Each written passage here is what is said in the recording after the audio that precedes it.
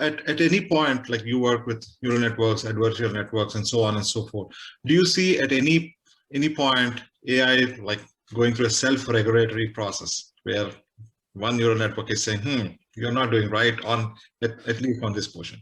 Well, I can answer that at a couple of levels. I mean, at a mechanical level, that's, we use that all the time in things called, generalized adversarial networks. So it's very interesting. GANs, I don't know, they're very common, but GANs are used in a variety of ways where you actually have one AI subsystem that's postulating a situation, and you have one that's critiquing it.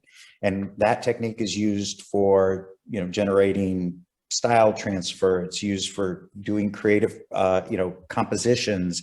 It's used for synthesizing data, but it's also used for creating deep fakes. And so it's kind of a weird thing, but the idea of it's used for actually both preventing and causing cybercrime, which is kind of ironic. And I think that highlights where you have one AI that's proposing exploits to a secure system, and another one that's trying to critique them and refine them. Yes. And it's turned around, and the other way is that the bad guys have that too.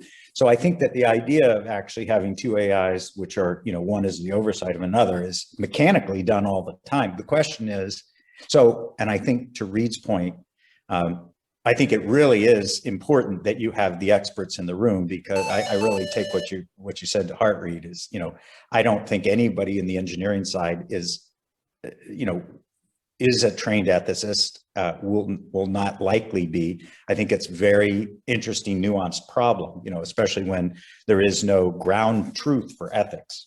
Good and bad are kind of subjective topics. And so if we all agree on a particular set of ethics, I think it's really important to have someone who is independent. I mean, I think it's as much about what they know, but as their role. Because oftentimes when we're designing something, our goal is, like you said, make cool stuff, make business, etc. And I think it's really important to have an impartial entity that is actually thinking differently, is not in the, both has a different objective. Their objective is to make things as ethical as possible, to keep the company safe from ethical harm, for causing ethical harm, for generating business risk due to bad ethics. And if you put that responsibility on the same person who's creating them, you get I don't know what the word for that is, but you become constructively self-deceptive, if you know what I mean, right? Yeah. Yeah. And so I really think that, and I don't see any reason mechanically why you couldn't have the oversight, in the sort of GAN model of having an ethical observer as an AI. But that is not a magical solution, because there is no ground truth for ethics, and sometimes there are unintended consequences of using two AIs. I think humans are going to need to be in the loop for this for a long time, for the long haul. Yeah. So I've got lots to say. Unfortunately, we're not going to have time for me to say it all, and I'd put everyone to sleep. But I think it's a substantive claim to say that there's no ground truth for ethics. And when people think that, then it's just, okay, well, if there's no ground truth, then it's all just made up. It's all just, no, it's not. It's all subjective.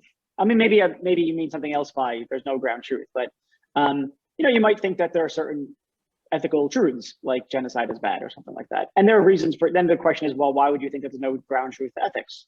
And you say, well, people disagree, but yeah, sure, people disagree about all sorts of things. And the general principle, if people disagree about X, then there's no truth to the matter on X. That's obviously a false principle.